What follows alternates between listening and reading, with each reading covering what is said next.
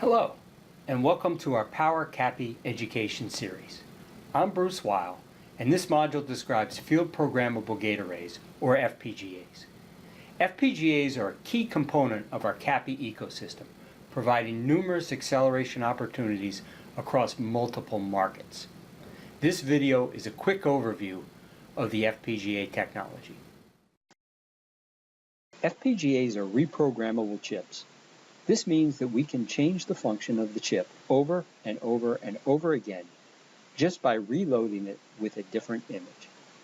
For example, we can load a gzip compression engine into the FPGA and use that for a while. Later, we can change it again and load a machine learning vision algorithm such as region of interest engine. FPGAs can run quite fast. In our CAPI environments on Power 8, they run at 250 megahertz. On Power 9, there will be more flexibility to run even faster. The speed depends on the amount of logic we put in the chip and the technology of the FPGA.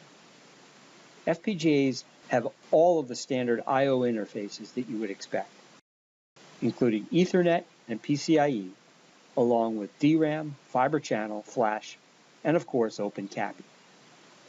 IBM Power is closely aligned with our Open Power partner Xilinx, the world's FPGA technology leader. Together, IBM and Xilinx are opening new markets for accelerated computing.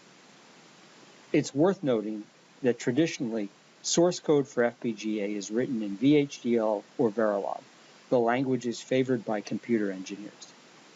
However, IBM, Xilinx, and our Open Power partners are enabling application developers to create accelerated IP on FPGAs just by porting their C or C++ code using our innovative new CAPI Snap environment. Here's a key question. I mentioned that a Power 8 CAPI FPGA runs at 250 megahertz cycle time. That's the speed of the longest logic path between two latches on the FPGA. And it's an indication of how much logic you can put between two latches. At the same time, the Power 8 server runs at 3 gigahertz, which is 12 times faster than the FPGA. So how is it that an FPGA can accelerate an algorithm when its cycle time is actually 12 times slower? In short, the answer is that a processor has a limited set of instructions, and all instructions must be mapped via a compiler into the instruction set. Meanwhile, the FPGA gets customized to the exact specifications of the algorithm you want to run, making it much more efficient for the use case. But let's take a closer look with a few examples.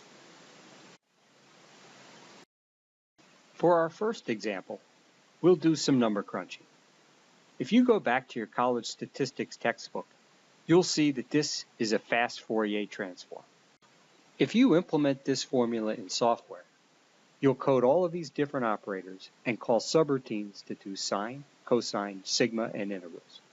Each of these subroutines take hundreds of lines of code, which get turned into assembler language to implement in the processor's instruction set architecture. While the high-level code may look clean and simple, the runtime will take thousands of cycles to execute. Over on the FPGA side, we're going to implement the same algorithm using the sea of gates in the FPGA. The implementation will be able to do one and only one algorithm, but it's highly tuned for this fast Fourier transform. So let's have a race. We're going to send the same variables to both the software and the FPGA simultaneously and watch the simulated execution. And they're off. The FPGA was able to perform the sine and cosine function in parallel while the software is still running the hundreds of instructions of the cosine. Meanwhile, the FPGA has proceeded to the addition, sigma, and integral. And the FPGA finishes, while the software is now running the sigma function. That's the advantage of the FPGA tuned to a specific numerical function. There, the software is finished. So, for numerical intensive algorithms like this, FPGAs are faster than software. Here's another example where FPGAs excel. Monte Carlo risk analysis is used in many industries such as insurance and finance. Risk analysis professionals use Monte Carlo to run thousands of potential scenarios to determine the probability of success or failure. Each scenario is assigned a weight based on historical data, and the combination of weights and success factors give a very accurate outlook. In software, we'll keep it simple by showing a main routine that will call the Monte Carlo algorithm 100 times. But behind each call to the subroutine are complex numerical equations like what we just saw with fast Fourier transforms. In the FPGA, not only will we optimize the numerical equations, but we'll also run 50 pipelines in parallel, as the FPGA has enough space for as many engines to run side by side. We've got all our variables set up to run the race side by side, and it's not going to be a fair race. Not only is each FPGA Monte Carlo engine faster than a single iteration of software, but now we've got 50 of them. Don't blink. As the variables reach the FPGA, we get into the engines, and before we know it, we've completed 50 iterations. And we're starting the second set of 50, now we're done. Meanwhile, the software is still finishing, and it's on its 10th iteration. In our labs, we've measured our FPGA Monte Carlo engines at 250 times faster than software. You can check that out under ibm.biz/powercappy. For our last example, we'll look at some leading-edge machine learning technology. FPGAs are very well suited for the vector mathematics required in inferencing engines. We have many example algorithms that take incoming video from live cameras, body-worn cameras, or other video capture devices. These use cases must parse the video frame by frame, looking for objects of interest.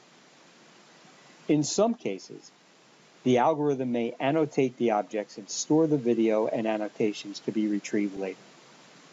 In other cases, there may be specific alerts for people or objects, like a blue car or a license plate. In this example, the FPGA is able to process the video at line rate, spotting regions of interest while adding annotations. Equivalent software can only manage between 2 and 3 frames per second. Let's talk for a minute about how the FPGA makes it into our servers. We use Xilinx FPGAs as they have the world's best FPGA technology and are open power partners. Xilinx supplies the chips and tools to compile the algorithms into the images we load onto our FPGAs. Other open power partners build cards based on the Xilinx FPGAs. In the card shown here, the FPGA is the centerpiece of this PCIe form factor card. It also has a pair of QSFP Plus cages for Ethernet, fiber channel, or InfiniBand connections, as well as 8 gigabytes of on-card DRAM. We have CAPI cards based on PCIe Gen 3, and now, with Power 9, PCIe Gen 4, and Open CAPI as well. These cards plug into PCIe connector slots in the rear of our power servers. Specific slots are CAPI enabled, so there are plug-in rules for CAPI cards. We have 4 open power partners that supply 1 or more CAPI cards. Alpha Data, Nalitech, Bitware, and Semptium all have CAPI developer kit offerings. Each card has different attributes for varying use cases. The Nalitech 250S card, shown here for example, is used in our CAPI Flash 2 terabyte solution. You can get further information on each of these cards at ibm.biz/powercappy. A final note on FPGAs.